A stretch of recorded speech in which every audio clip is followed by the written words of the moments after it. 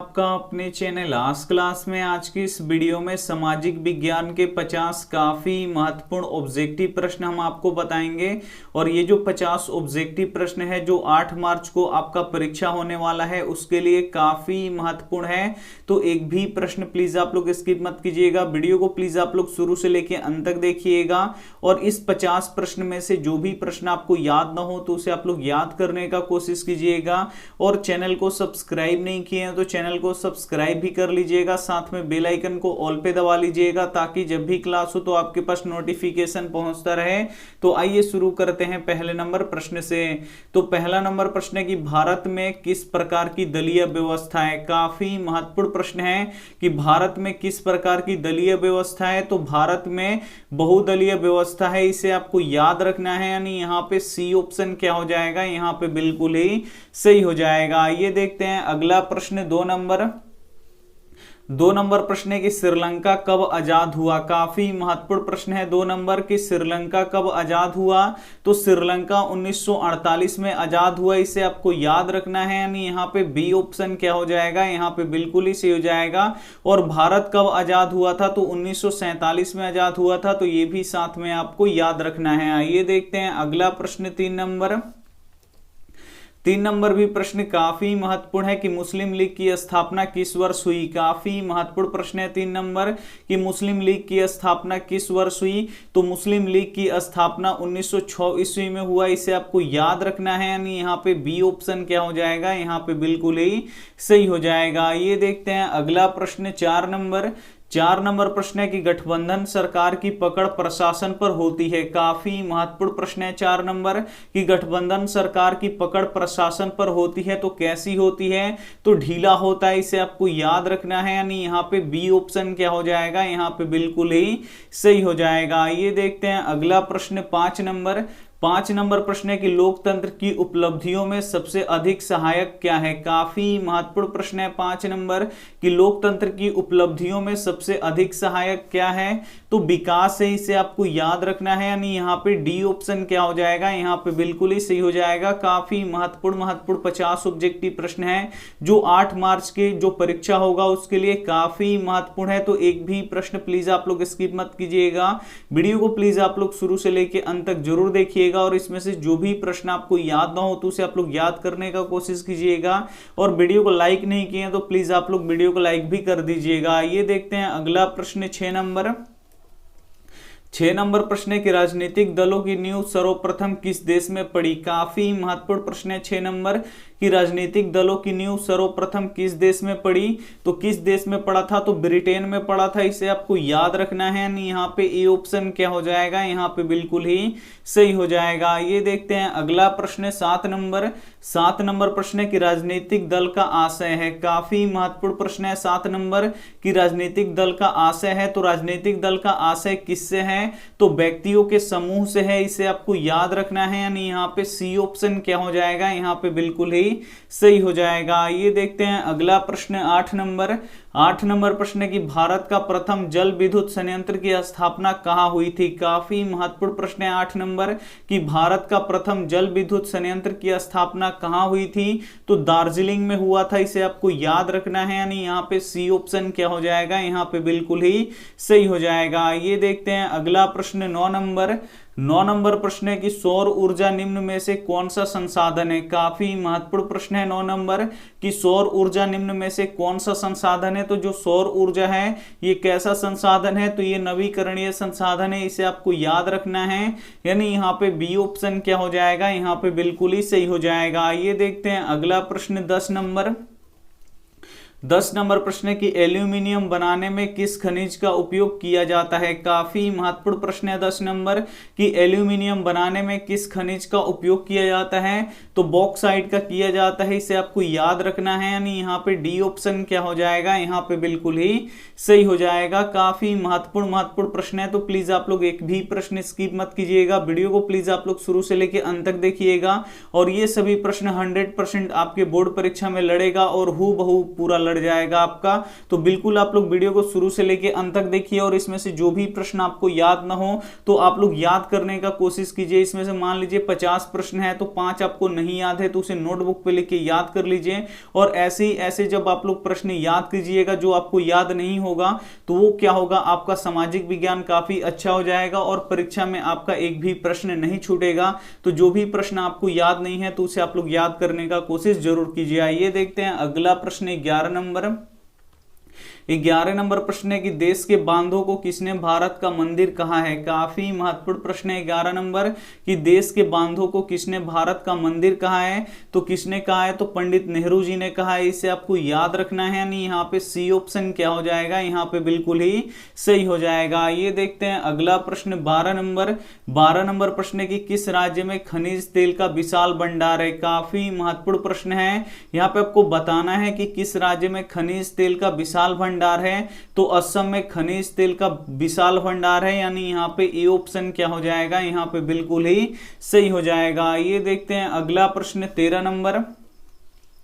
13 number प्रश्न है कि काली मिट्टी किस फसल के लिए उपयोगी है। काफी महत्वपूर्ण प्रश्न है 13 नंबर कि काली मिट्टी किस फसल के लिए उपयोगी है। तो जो काली मिट्टी है ये कपास के लिए अधिक उपयोगी है, इसे आपको याद रखना है। काली मिट्टी पे कपास सबसे अधिक होता है, यानी यहाँ पे ए ऑप्शन क्या हो जाएगा, यहाँ पे बिल्कुल ही सही हो जाएगा। और काली मिट्टी किस राज्य में पाया जाता है सबसे अधिक, तो गुजरात में सबसे अधिक पाया जाता है। तो ये भी साथ में आपको याद रखना है। आइए देखते हैं अगला प्रश्न 14 नंबर। 14 नंबर प्रश्न है कि विश्व पर्यावरण दिवस किस दिन को मनाया जाता है। काफी महत्वपूर्ण प्रश्न है 14 नंबर कि विश्व पर्यावरण दिवस किस दिन को मनाया जाता है। तो विश्व पर्यावरण दिवस 5 जून को मनाया जाता है, इसे आपको याद रखना है। यानी यहाँ पे सी ऑप्शन क्या हो जाएगा, यहाँ पे बिल्कुल ही सही हो जाएगा। ये देखते हैं अगला प्रश्न 15 नंबर। 15 नंबर प्रश्न है कि जामनगर तेल शोधक कारखाना किस राज्य में स्थित है। काफी महत्वपूर्ण प्रश्न है ये 15 नंबर कि जामनगर तेल शोधक कारखाना किस राज्य में स्थित है। तो जो जामनगर तेल शोधक कारखाना है ये गुजरात में स्थित है, इसे आपको याद रखना है। यानी यहाँ पे डी ऑप्शन क्या हो जाएगा, बिल्कुल ही सही हो जाएगा। और ये प्रश्न बोर्ड परीक्षा में बहुत बार पूछा गया है। आइए देखते हैं अगला प्रश्न यहाँ पे 16 नंबर।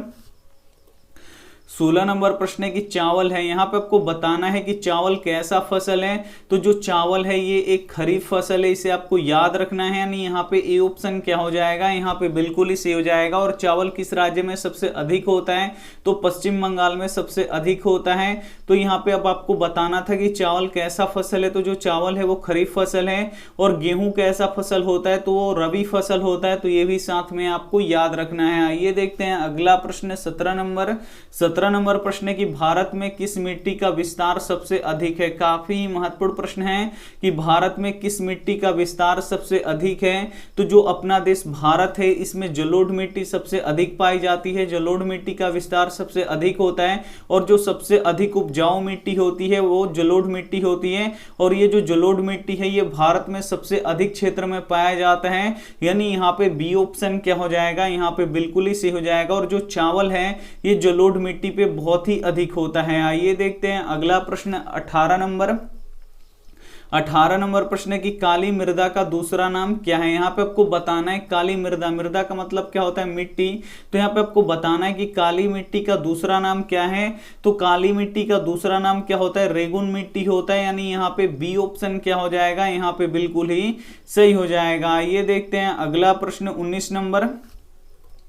19 नंबर प्रश्न है कि बिहार का सबसे बड़ा नगर कौन है। यहाँ पे आपको बताना है कि बिहार का सबसे बड़ा नगर इसमें से कौन है, ये आपको यहाँ पे बताना है कि बिहार का सबसे बड़ा नगर कौन सा है। तो बिहार का सबसे बड़ा नगर कौन सा है, तो पटना है। यानी यहाँ पे ए ऑप्शन क्या हो जाएगा, यहाँ पे बिल्कुल ही सही हो जाएगा। और एक प्रश्न ये भी आता है कि बिहार के किस जिले की सबसे यहाँ पे अधिक प्रति व्यक्ति आय होता है। तो किस जिले की प्रति व्यक्ति आय सबसे अधिक है, तो जो पटना है, पटना जिला है इसका प्रति व्यक्ति आय सबसे अधिक है। और जो शिवहर जिला है इसका क्या है, प्रति व्यक्ति आय कम है। तो ये भी साथ में आपको याद रखना है। और बिहार का सबसे बड़ा नगर कौन सा है, पटना है। और पटना में ही गोलघर है, तो ये भी साथ में आपको याद रखना है। आइए देखते हैं अगला प्रश्न 20 नंबर।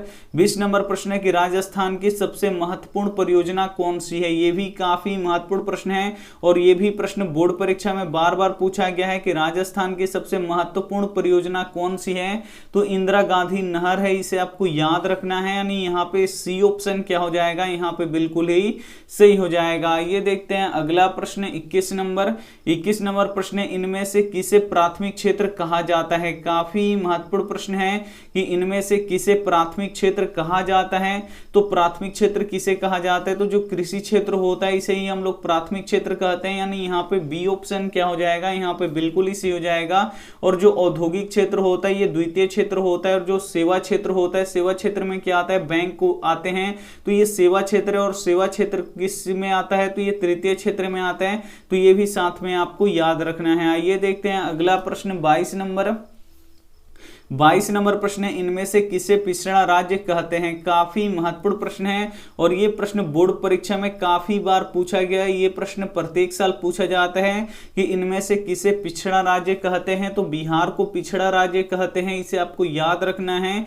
यानी यहाँ पे सी ऑप्शन क्या हो जाएगा, यहाँ पे बिल्कुल ही सही हो जाएगा। ये देखते हैं अगला प्रश्न 23 नंबर प्रश्न है कि शेयर बाजार का नियामक संस्था है। यहाँ पे आपको बताना है कि शेयर बाजार का नियामक संस्था है, तो शेयर बाजार का नियामक संस्था कौन सा है, तो सेबी है, इसे आपको याद रखना है। यानी यहाँ पे बी ऑप्शन क्या हो जाएगा, यहाँ पे बिल्कुल ही सही हो जाएगा। ये देखते हैं अगला ये प्रश्न यहाँ पे 24 नंबर प्रश्न है कि भारत के किस राज्य की प्रति व्यक्ति आय कम है। काफी महत्वपूर्ण प्रश्न है कि भारत के किस राज्य की प्रति व्यक्ति आय कम है। यहाँ पे आपको कम बताना है कि भारत का वो कौन सा राज्य है जिसका प्रति व्यक्ति आय क्या है, कम है। तो यहाँ पे देखिए जो बिहार है इसका प्रति व्यक्ति आय कम है, यानी यहाँ पे ए ऑप्शन क्या हो जाएगा, यहाँ पे बिल्कुल ही सही हो जाएगा। एक प्रश्न ये भी पूछा जाता है कि भारत के किस राज्य की प्रति व्यक्ति आय सबसे अधिक है, तो गोवा की प्रति व्यक्ति आय सबसे अधिक है। और उसके बाद सबसे कम किस राज्य का प्रति व्यक्ति आय है, तो बिहार का है, तो ये भी साथ में आपको याद रखना है। आइए देखते हैं अगला प्रश्न 25 नंबर प्रश्न की योजना आयोग को भंग करके कौन सी नई योजना बनाई गई। काफी महत्वपूर्ण प्रश्न है कि योजना आयोग को भंग करके कौन सी नई योजना बनाई गई, तो नीति आयोग बनाया गया, इसे आपको याद रखना है। यानी यहाँ पे ए ऑप्शन क्या हो जाएगा, यहाँ पे बिल्कुल ही सही हो जाएगा। योजना आयोग को 2015 में भंग करके क्या बनाया गया, 2015 में तो नीति आयोग बनाया गया, इसे आपको याद रखना है। योजना आयोग या नीति आयोग का पदेन अध्यक्ष कौन होते हैं, तो अध्यक्ष कौन होते हैं, तो भारत के प्रधानमंत्री होते हैं, तो ये भी साथ में आपको याद रखना है। आइए देखते हैं अगला प्रश्न 26 नंबर प्रश्न है कि फूट डालो और राज करो की नीति किसने अपनाई। काफी महत्वपूर्ण प्रश्न है कि फूट डालो और राज करो की नीति किसने अपनाई, तो अंग्रेजों ने अपनाई, इसे आपको याद रखना है। यानी यहाँ पे ए ऑप्शन क्या हो जाएगा, यहाँ पे बिल्कुल ही सही हो जाएगा। ये फूट डालो और राज करो की नीति क्या थी, तो दो धर्मों के बीच में ये अंग्रेज जो थे वो क्या करते थे कि दो धर्मों के बीच में क्या करते थे, उनमें फूट डालने का कार्य करते थे, यानी दुश्मनी पैदा करते थे, उनको यहाँ पे लड़ाते थे। और जो भारत की एकता थी उसे कमजोर करके फिर ये क्या करते थे, अपना राज्य करते थे। तो यही था नीति फूट डालो और राज करो का नीति, तो ये आपको समझ में आ गया होगा। और फूट डालो और राज करो की नीति किसने अपनाई थी, तो अंग्रेजों ने अपनाई थी। आइए देखते हैं अगला प्रश्न 27 नंबर प्रश्न है कि राष्ट्रीय आय का अनुमान सबसे पहले किसने लगाया। काफी महत्वपूर्ण प्रश्न है कि भारतीय, यहाँ पे देखिए राष्ट्रीय आय का अनुमान सबसे पहले किसने लगाया, तो दादा भाई नौरोजी ने लगाया, इसे आपको याद रखना है। यानी यहाँ पे डी ऑप्शन क्या हो जाएगा, यहाँ पे बिल्कुल ही सही हो जाएगा। आइए देखते हैं अगला प्रश्न 28 नंबर प्रश्न की अंग्रेजों ने भारतीय अर्थव्यवस्था का किया है। काफी महत्वपूर्ण प्रश्न है कि अंग्रेजों ने भारतीय अर्थव्यवस्था का किया है, तो अंग्रेजों ने भारतीय अर्थव्यवस्था का क्या किया है, तो हमेशा शोषण किया है, इसे आपको याद रखना है। यानी यहाँ पे बी ऑप्शन क्या हो जाएगा, यहाँ पे बिल्कुल ही सही हो जाएगा। काफी महत्वपूर्ण प्रश्न है, तो एक भी प्रश्न प्लीज आप लोग स्किप मत कीजिएगा। वीडियो को प्लीज आप लोग शुरू से लेकर अंत तक जरूर देखिएगा।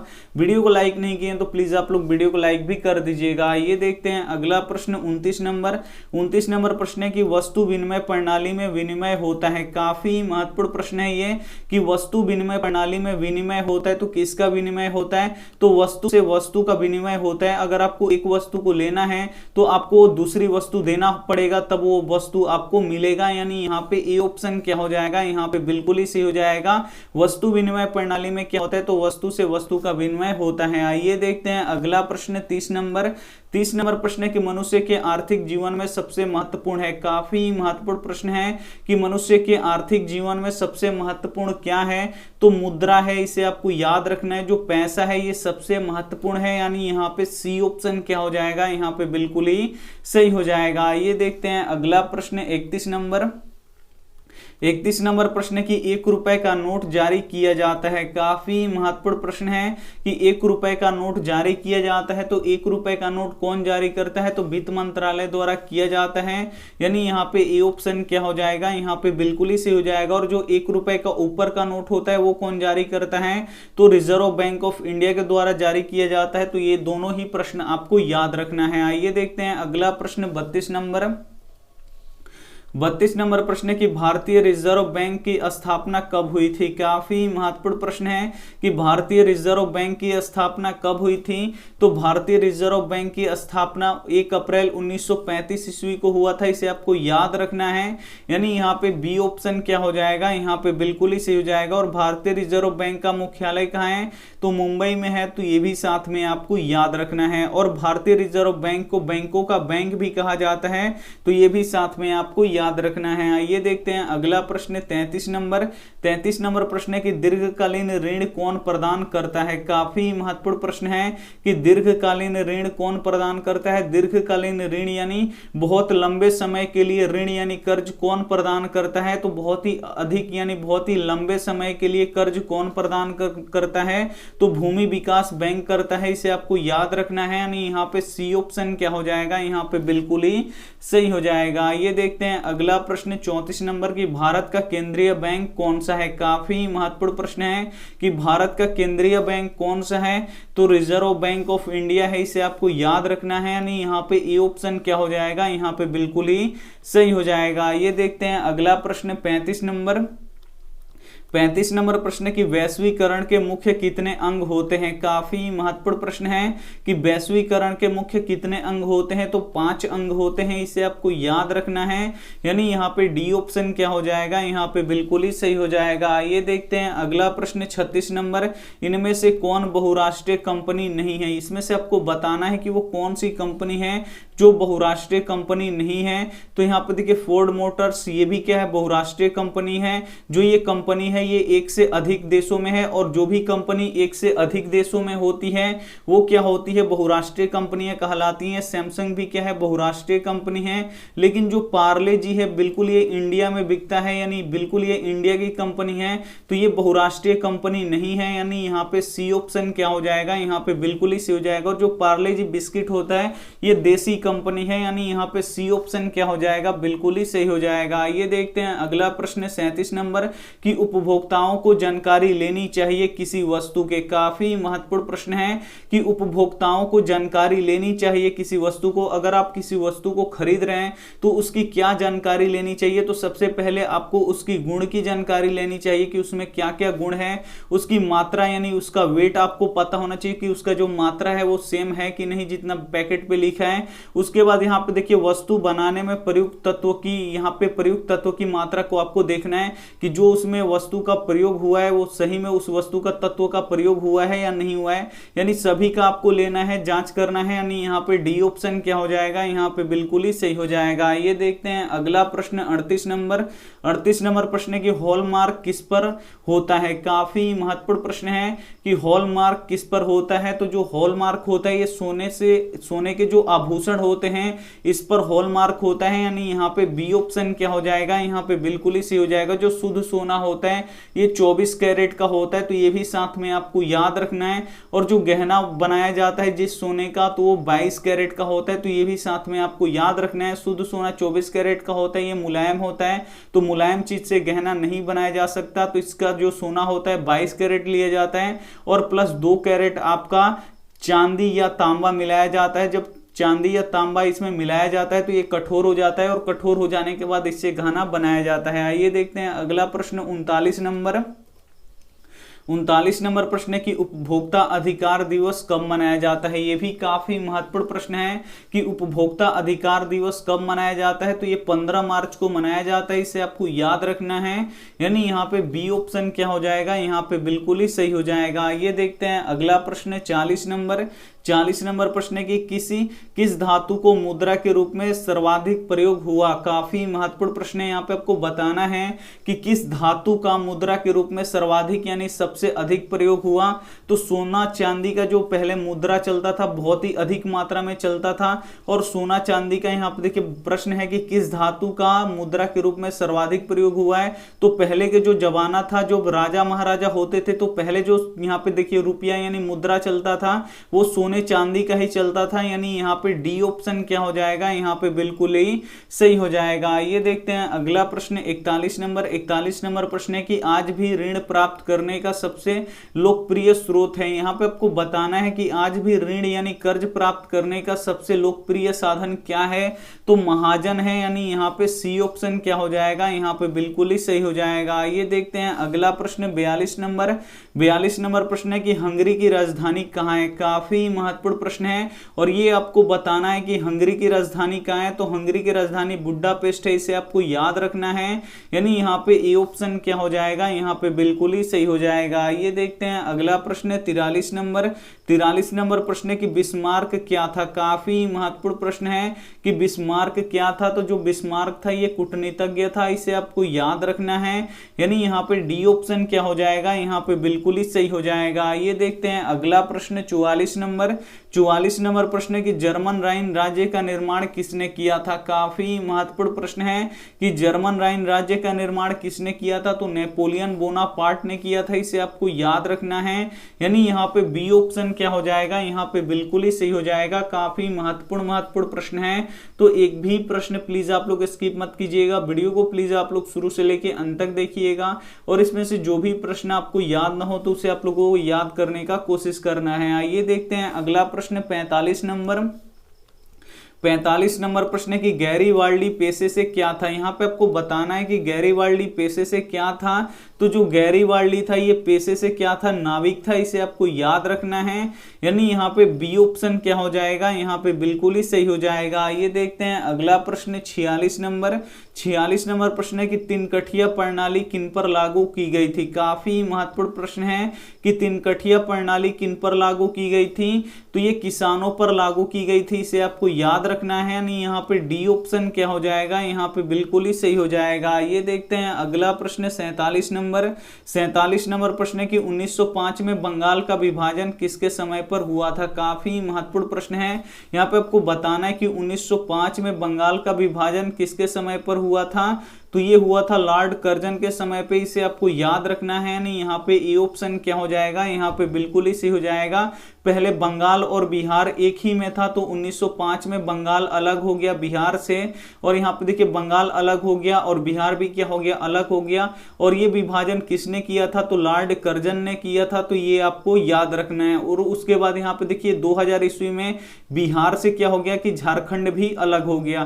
तो ये आपको बातें याद रखना है। आइए देखते हैं अगला प्रश्न 48 नंबर प्रश्न है कि 1905 में बंगाल विभाजन के समय पर हुआ था। यहाँ पे आपको बताना है कि 1905 में बंगाल विभाजन किसके समय पर हुआ था। क्वेश्चन रिपीट हो गया, तो किसके समय पर हुआ था, लॉर्ड कर्जन के समय पे हुआ था। यानी यहाँ पे ए ऑप्शन क्या हो जाएगा, बिल्कुल ही सही हो जाएगा। यहाँ पे दो एक ही बार हो गया है, तो कोई बात नहीं।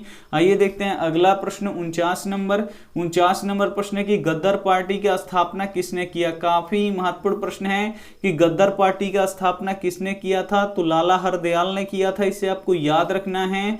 यानी यहाँ पे सी ऑप्शन क्या हो जाएगा, यहाँ पे बिल्कुल ही सही हो जाएगा। आइए देखते हैं अंतिम प्रश्न 50 नंबर प्रश्न है कि कागज का आविष्कार किस देश में हुआ। काफी महत्वपूर्ण प्रश्न है कि कागज का आविष्कार किस देश में हुआ। तो कागज का आविष्कार चीन में हुआ था, इसे आपको याद रखना है। यानी यहाँ पे ए ऑप्शन क्या हो जाएगा, यहाँ पे बिल्कुल ही सही हो जाएगा। और यहाँ पे देखिए मुद्रा का शुरुआत किस देश ने किया, तो चीन ने ही किया। और यहाँ पे देखिए और सिविल सेवा परीक्षा की शुरुआत भी किसने किया था, तो चीन ने ही किया था। तो ये भी साथ में आपको याद रखना है। और ये रहा आपके लिए होमवर्क प्रश्न। तो यहाँ पे हम आपको 50 प्रश्न बताए हैं जो 8 मार्च की परीक्षा के लिए काफी महत्वपूर्ण है, और इसमें से बहुत सारे प्रश्न हूबहू लड़ेगा, ये हमारा गारंटी है। तो इसमें से आपको जो भी प्रश्न याद नहीं है तो उसे आप लोग याद कीजिएगा। और ये रहा आपके लिए होमवर्क प्रश्न। होमवर्क प्रश्न है कि ग्राम कचहरी का प्रमुख कौन होता है, तो ए ऑप्शन है पंच, बी ऑप्शन है सरपंच, सी ऑप्शन है प्रमुख, डी ऑप्शन है न्याय मित्र। तो जो भी ऑप्शन आपको सही लगे ये आप हमें क्या कर दीजिएगा, कमेंट करके जरूर बताइएगा। और वीडियो को अभी तक आप लाइक नहीं किए तो प्लीज आप लोग वीडियो को लाइक कीजिएगा, अपने दोस्तों के पास इस वीडियो को जरूर शेयर कीजिएगा। और चैनल को सब्सक्राइब नहीं किए तो चैनल को सब्सक्राइब कर लीजिएगा, और सब्सक्राइब करने के बाद जो बेल आइकन होता है उसको ऑल पे दबा लीजिएगा, ताकि जब भी क्लास हो तो आपके पास नोटिफिकेशन पहुंचता रहे। थैंक यू फॉर वॉचिंग, मिलते हैं अगले वीडियो में, तब तक अपना ध्यान रखिए, मन लगा के पढ़ाई कीजिए। Take care and bye.